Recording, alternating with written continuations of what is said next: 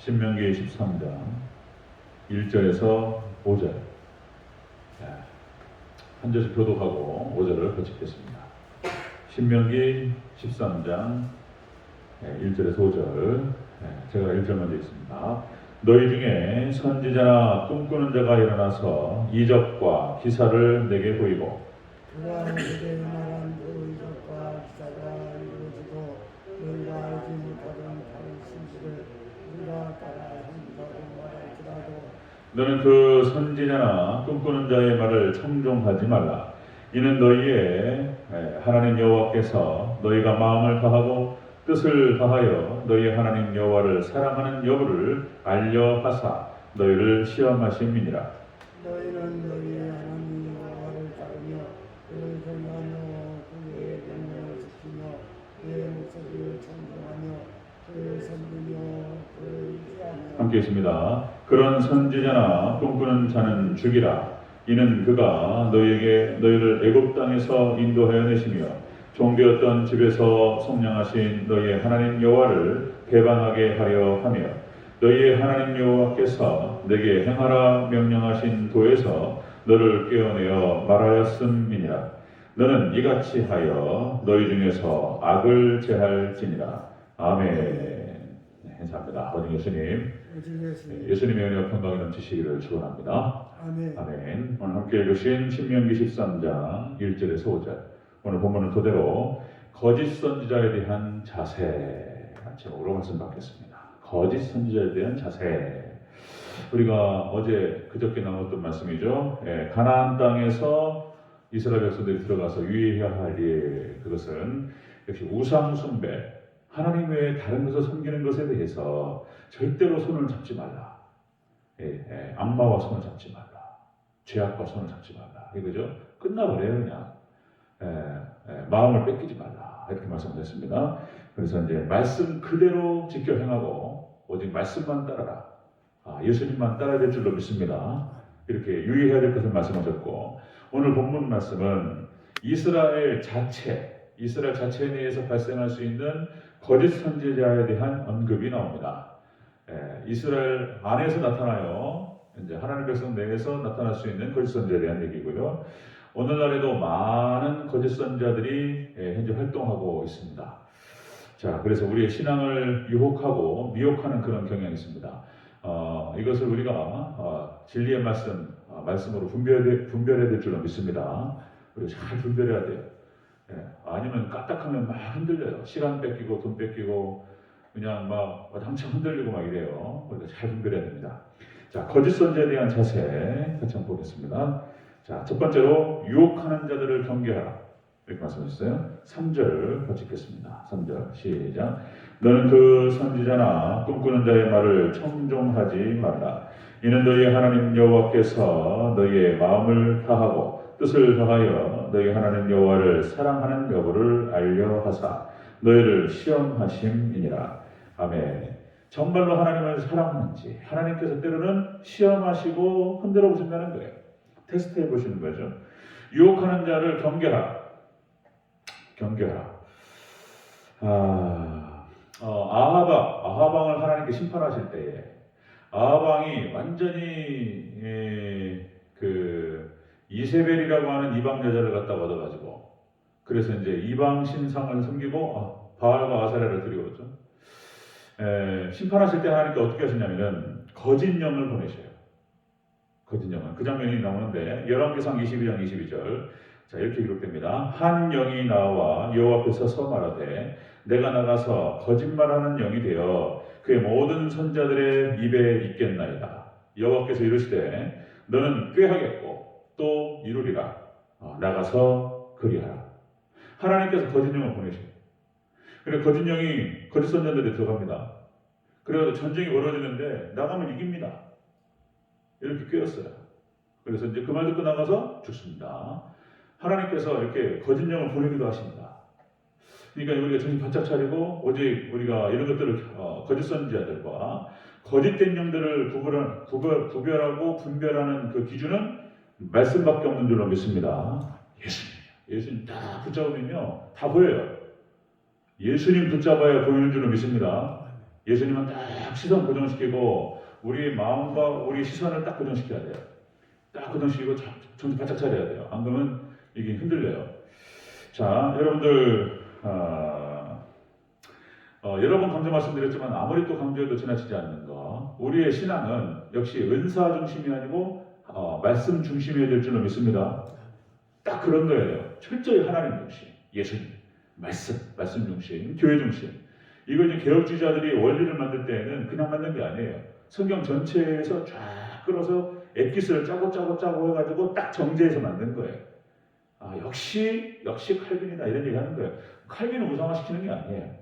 하나님께 세우신 하나님 놀라우신 하나님 사람인 거예요. 선지자고. 자, 그래서 철저히 말씀 중심이어야 된다. 그래서 여러분들 우리가 이제 하나님 성령께서 역사하시면은 때에 따라서는 우리가 병이 나가기도 하고 귀신이 나가기도 하고 이런 신비로운 역사가 일어나기도 합니다. 그리고 우리가 성령 세례를 우리가 구하고 신비 역사들을 때로는 하나님께 부흥으로 역사하셔서 우리가 체험하기도 해요. 잘못된 거 아니에요. 그런데 이것이 이제 어떻게 하냐면은 은사 중심으로 가버려요. 은사 중심으로. 그러면 이게 이제 무슨 뭐 성령님께서 우리가 무슨 자판기 500원짜리 넣어놓고 율무차를 뺄 것인가 아니면은 그 밀크 커피를 뺄 것인가 뭐 해가지고 넣고 누르면 나오는 것처럼 그렇게 인식을 하면 큰일 나는 거예요. 이게 성령님은 우리가 마음대로 부릴 수 있는 영이 아니에요. 주권적으로 역사하시는 분이에요. 우리는 구할 뿐이에요. 구하면 하나님께서 은혜 주시면은 우리에게 임하시고 역사하실 줄로 믿습니다. 마음대로 할 수 있는 분이 아니에요. 근데 이제 이게 은사 중심으로 가다 보면은 그런 식의 발상이 나와버려요. 예를 들어서 지금은 이제 우리 합동 측에서 하지 말라고 딱 규정 지었어요. 알파 코스라고 해가지고 전도를 하는 건데 거기 알파 코스 중에서 한 코스가 나타나는데 들어보셨죠? 여러분들 아말감 이빨을 금이빨로 바꾸는 사역을 하시는 분이 계십니다. 그냥 또 얘기만 들어가지고 아말감인데 제가 어저께 여기 아말감 이쪽이 빠져가지고 여기 또 이제 제 대전 갔더니 크라운 씌워야 된다고 그래가지고 춘천 여기 본래 갔던 데 가니까 그냥 12,000원 주고 했어요. 여기가 또 이제 씹다 보니까 두 개인데 떼운 데가 다른 데 이제 아마 크라운 씌운 것도 있고 여기 또 빠져가지고 무서워서 못 가겠어요. 여기 대전에 또 이거 그래가지고 어저께 갔다 왔는데 또 이제 13,000원 주고 잘했어요. 아주 잘. 여기 이제 우리 집안이 전체 우리 처갓집 집안이 다 그쪽 이제 치과를 가는데 어쨌든 간에 아말감 이빨을 갖다가 금이빨로 바꿔. 그러니까 이제 아말감이 금융으로 바뀌었다는 것이 뭐 어쨌다는 것인지 모르겠지만은 그것만 사용하시는 분이 계세요. 합동측입니다. 그래서 합동측 총회에서 하지 말라 규정 지었어요. 이것은 우리 신학과 맞지 않는다.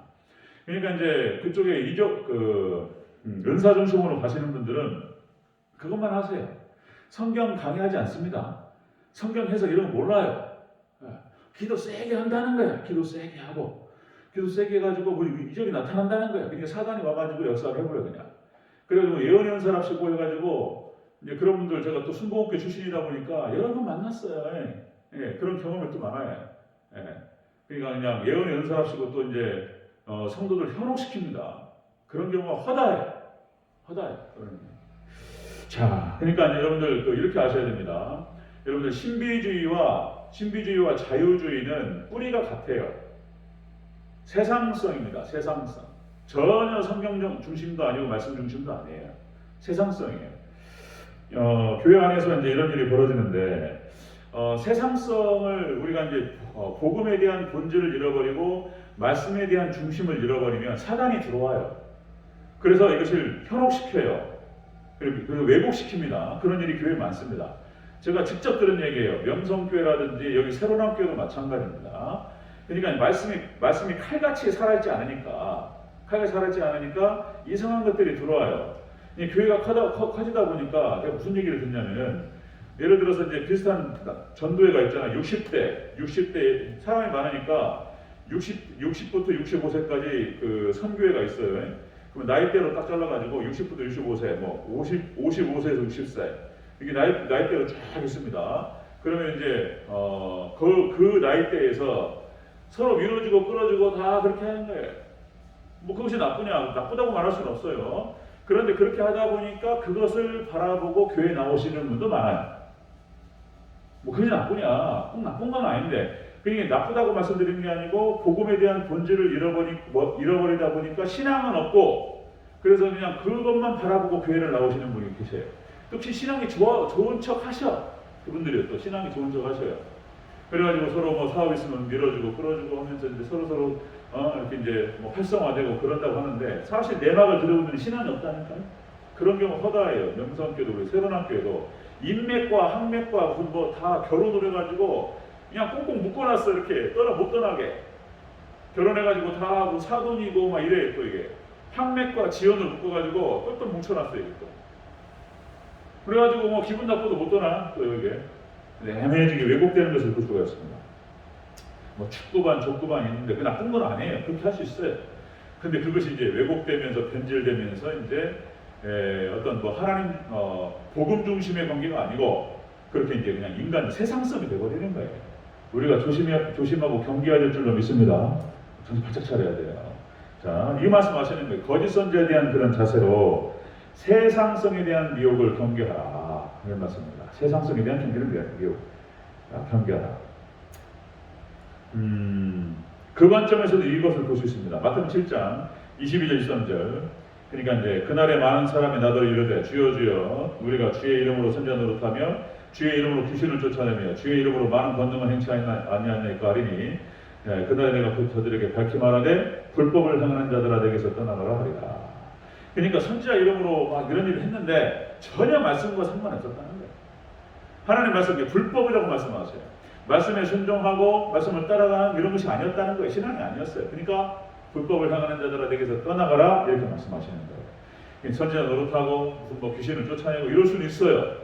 그것이 하나님 말씀과 저는 관련이 없을 수 있다는 것입니다. 자, 우리가 경계하고 잘 바라봐야 됩니다. 자, 두 번째 보겠습니다. 거짓 선지자에 대한 자세. 두 번째, 오직 하나님에게만 순종하라 이렇게 말씀하세요. 4절을 같이 읽겠습니다. 4절 시작. 너희는 너희의 하나님 여호와를 따르며 그를 경외하며 그의 명령들을 지키며 그의 목소리를 청종하며 그를 섬기며 그를 의지하며. 아멘. 오직 하나님만, 오직 말씀만 순종하라 이런 얘기입니다. 예수님께서 오병이의 기적을 보이셨습니다.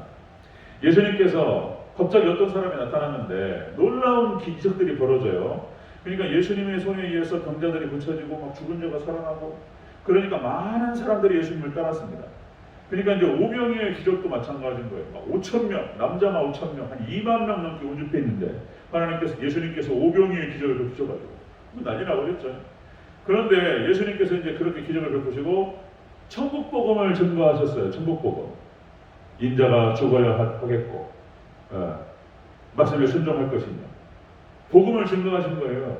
그냥 다 떠나버렸어요. 그냥 떡을 먹고 배부를 때에는 다 예수님 따랐는데 예수님께서 복음을 증거하시니까 다 떠나버렸어요. 예수님께서 요한복음 6장 68절에서 이렇게 말씀하세요. 자, 너희도 가려느냐? 제자들에게 말씀하셨어요. 그러니까 베드로가 딱 그렇게 고백해요. 영생의 말씀이 여기 있으니 우리가 네게로 가오리까. 베드로의 신앙 고백이에요. 베드로가 믿음이 있는 사람이에요. 그러니까 예수님께서 베드로를 사랑하실 만해요. 영생의 말씀이 여기 있으니 우리가 네게로 가리까. 다 떠나는데 딱 지켜요. 제자들이 그렇게 했습니다. 그러니까 많은 경우 교회에서 예수님을 따른다고 하고 믿음이 있다고 얘기하는데 아닌 경우가 많아요. 떡을 먹고 배부르고 지극히 세상성 있는 사람들 전혀 믿음이 없어요.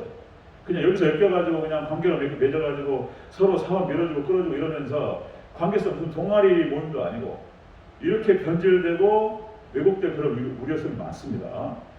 자, 여러분들 요한일서 2장 16절 말씀 이렇게 요한 이렇게 얘기해요. 자, 이는 세상에 있는 모든 것이 육신의 정욕과 안목의 정욕과 이생의 사랑이니 다 아버지께로 쫓아온 것이 아니요 세상으로 쫓아온 것이다. 이 교회 안에서 막 그런 일이 벌어져요. 이생의 사랑, 세상의 안목, 육신의 정욕. 저도 교회에서 모태신앙으로 중등부, 고등부, 청년부 잔뼈가 굵었기 때문에 많은 걸 봐서 알아요. 전혀 믿음 없는 경우가 많습니다. 그런 것들. 그 다음에 예수님의 제자들조차도 마찬가지입니다. 특히 가룟유다를 중심으로 해서 그랬을 거라고 보는 건데 당시에 예수님께서 놀라운 이적이 벌어지니까 이때 어떻게 인식을 했냐면은 저분이라고 한다면은 우리를 로마의 속국에서부터 우리를 건져내서 정치적인 동력을 세워줄 분이 아닐까, 이렇게 생각을 했어요. 예수님께서 하나님의 나라를 말씀하시고 그러니까 저기 하나님의 나라를 말씀하시는데 혹시 이제 우리를 로마로부터 우리를 건져서 우리를 독립시켜가지고 새로운 나라를 그렇게 말씀하시는 것은 아닐까. 그러니까 저 예수라는 사람을 잘 따라다니면 혹시라도 저분을 중심으로 해서 나라가 세워질 때에 내가 한 자리 할 수 있지 않을까. 이런 거예요. 이런 거 이제 세상성인 거예요. 세상성.